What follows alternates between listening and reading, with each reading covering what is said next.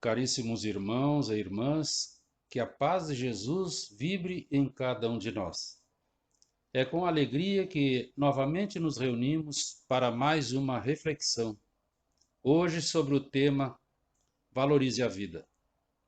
Antes, numa breve prece, vamos solicitar que os bons espíritos nos inspirem e auxiliem para que possamos compreender as instruções do momento.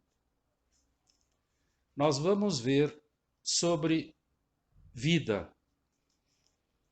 Os amigos espirituais nos informam: a vida é uma vibração infinita. Vibração essa que preenche o universo. E o foco está em Deus. Deus que tudo vitaliza e sustenta, numa sintonia de luz, formando uma sinfonia imensa de amor, misericordiosamente elaborada para inspirar nós, criaturas do Pai. Mas quando, no círculo das notas que devemos emitir, desafinamos, somos compelidos a estacionar em pesado serviço de recomposição da harmonia quebrada. Ela, a vida, pede a nossa renovação permanente para chegarmos ao Pai. Para isso é imprescindível aprender, transformar, agir e trabalhar no bem, incessantemente, assimilando as energias positivas que nos cercam e auxiliam o nosso crescimento espiritual. É indispensável vontade firme na coleta dos valores divinos, buscando a verdade, para que cada um de nós apresente com tranquilidade a própria lição. Sabemos que a Terra é uma das infindáveis escolas da vida e que nós estamos reencarnados em momento fundamental da evolução humana. As realizações científicas horizontais promoveram a cultura e a civilização, mas a vertical do amor não nos retirou ainda do abismo moral em que nos debatemos. Temos a felicidade de conhecer, pela experiência e pela razão, a mensagem libertadora do amor, conforme a viveram Jesus e os seus discípulos. Não obstante, muitas vezes permanecemos indecisos ante as atitudes a tomar, os caminhos a percorrer e as definições a assumir. É por meio das reencarnações que Deus, sem violências, porém em conformidade com os princípios perfeitos de justiça e misericórdia, nos eleva das agruras da carne transitória para as belezas da espiritualidade luminosa. Aproveitemos, então, com o entendimento e a prática do verdadeiro bem, sob todo e qualquer aspecto, a nossa reencarnação, pois nenhum de nós sabe o dia ou a hora do retorno à pátria espiritual para seguir vivendo e trabalhando em novas dimensões.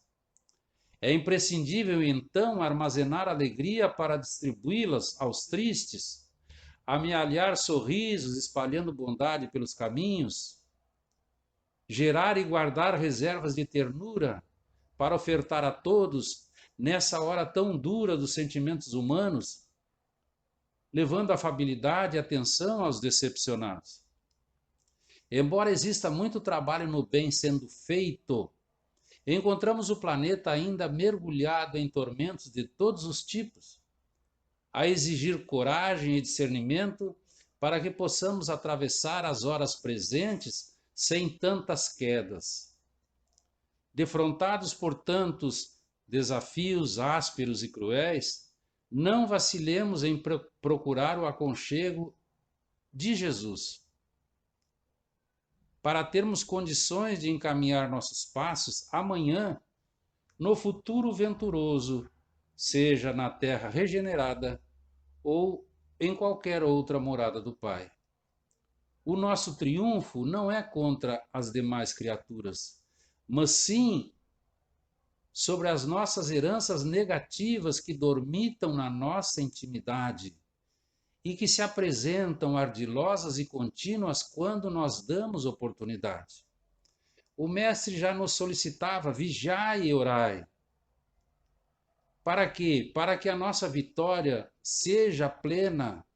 Então devemos vencer nossas inclinações inferiores, deixando-nos conduzir pela serenidade, compreendendo que agora estamos num estágio educativo, onde nos modificamos pelo máximo aproveitamento das oportunidades recebidas no aprimoramento de nossos valores mentais, com o desabrochar e evoluir das sementes divinas que trazemos conosco. Não estamos no mundo a passeio. É bom que nós nos lembremos disto. Examinemos com atenção nossos pensamentos para modificações posteriores. Reconheçamos as nossas necessidades. Consideremos as nossas possibilidades. Valorizemos todos nós as bênçãos da vida. Saibamos agradecer tudo o que temos, o que somos. Mas é preciso trabalhar com amor para construir o bem, oferecendo sentimentos firmes, sentimentos ternos, para bem executar os nossos projetos em todos os caminhos. Porque é preciso fazer brilhar a luz interior e irradiá-la naturalmente a todos os carentes de paz e luz. Os amigos espirituais nos dizem: nenhuma pessoa foge à lei de Deus. E a reencarnação é porta feliz, pela qual transitamos na direção do equilíbrio, do enobrecimento, num chamado à reflexão após resgate dos equívocos produzidos. O trabalho de autoiluminação exige grandes esforços, exige sacrifício pessoal, exige exclusão dos interesses menores, porque a decisão tomada deve ser com perseverança, com coragem permanentes para ampliar os bons pensamentos e, consequentemente, despertar a consciência, favorecendo novas e positivas perspectivas que intimamente ansiamos. O Mestre nos pede: dá conta de tua administração. Cada um de nós dará conta dos recursos que nos foram confiados. Infelizmente, encontramos a virtude rodeada de vícios e o conhecimento da boa nova sufocado pela ignorância, porque teimosamente vive-se à procura do eu mesmo, esquecidos de que todos reencarnamos para triunfar. É inadiável, então, o trabalho de purificação íntima. Refugiemo-nos na prece, a fim de encontrarmos a vibração de amor dos amigos espirituais que sempre estão a postos para nos auxiliar. Não nos detenhamos no pórtico da renovação moral. Conheçamo-nos, conquistemo-nos e avancemos, porque a lei é viva e a justiça divina não falha. É fundamental a vitória do bem, e ela é inevitável. Com o nosso apoio, sem a nossa ajuda e apesar do nosso comportamento equivocado muitas vezes. Porque o momento final é a vitória do amor. Desse modo, nunca nos desviemos dos compromissos que assumimos com o Senhor da vida antes do nosso berço. Mas para isso é indispensável crescer em bondade, em entendimento, para estender a visão espiritual e ampliar os objetivos diários na Terra. O que buscamos da vida? Jesus veio até nós a fim de ensinar-nos, acima de tudo, que o amor é o caminho para a vida abundante. Renovemos o nosso modo de sentir pelos padrões do Evangelho e enxergaremos o propósito divino da vida, atuando em todos os momentos e todos os lugares, com justiça, com misericórdia, com sabedoria e com entendimento. Acordemos para a vida superior e executemos somente boas obras, e o Senhor nos ajudará para que nós possamos ajudar aos outros. O trabalho bem vivido produz o tesouro da competência, mas é preciso ser feito com otimismo, com esperança, com nobreza de caráter e intenções puras, porque todo dia é tempo de semear e todo dia é tempo de colher. Nos princípios de causa e efeito, nós nos achamos incessantemente sob a orientação dessa lei em todos os instantes de nossa vida. Um exemplo atual e rápido, nos encontramos hoje sob a égide do distanciamento social, tentando valorizar a normalidade, achando que tudo está anormal. Mas o que estamos passando hoje está em sintonia com a lei de Deus, porque somente ocorre o que é necessário para o processo de crescimento espiritual. Jesus veio até nós nos trazendo o amor, mas como ainda somos rebeldes ao amor, a misericórdia divina nos deixa encontrar a dor. E é nesse modo que nós conseguimos despertar rapidamente. No Livro dos Espíritos, a parte terceira, que trata das leis morais, nós vamos encontrar o capítulo 6, que fala da lei de destruição. Nós sabemos que não existe destruição. Então vamos à explicação dos construtores da codificação. Na questão 728, eles respondem a Allan Kardec: é preciso que tudo se destrua para renascer e regenerar, porque o que chamais destruição não passa de transformação que tem por objetivo a renovação e melhoramento de mundos e de seres. Seguindo um pouco mais na questão 740, outra resposta.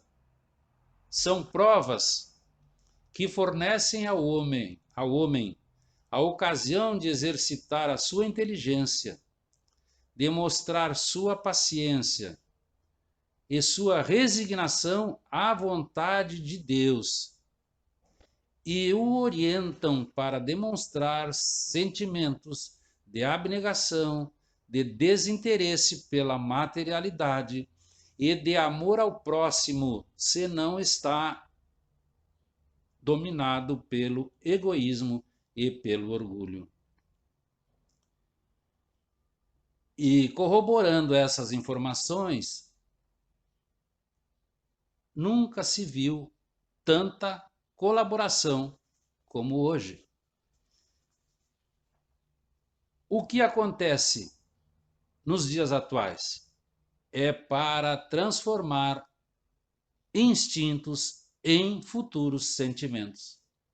Estamos sendo testados e colocados à prova sob todos os aspectos, mostrando-nos que somos capazes de vencer, porque nada acontece por acaso. Então é preciso que nós façamos a nossa regeneração íntima, nos transformando. Foi pensando nesses dias que Jesus nos convidou Vinde a mim, todos vós que estáis aflitos e sobrecarregados, e eu vos aliviarei. Mas como é difícil ir até ele. Na época de Jesus, ele compreendeu que o homem usava um fardo material de acordo com o que podia carregar. E ele vai usar essa metáfora, essa figura de impacto, de ensino, nos trazendo sobrecarga agora espiritual. Mas nós não temos, nós não projetamos, nós não programamos sobrecarga. A sobrecarga corre por nossa conta, pelos equívocos, pelos enganos, pelo adormecimento consciencial. E dessa maneira, o amigo, o mestre, o irmão maior nos diz: vinde a mim que eu vos aliviarei. Certa vez estava Jesus e Pedro à beira do lago de Genezaré, quando Pedro pergunta ao mestre: Senhor, por que tanta maldade ainda entre os homens? E o mestre vai responder: apesar dos ensinos, apesar da lei que apresento, os homens ainda teimosamente brigam entre si. E enquanto eles não compreenderem que para viver em paz eles precisam se amar, eu estarei esperando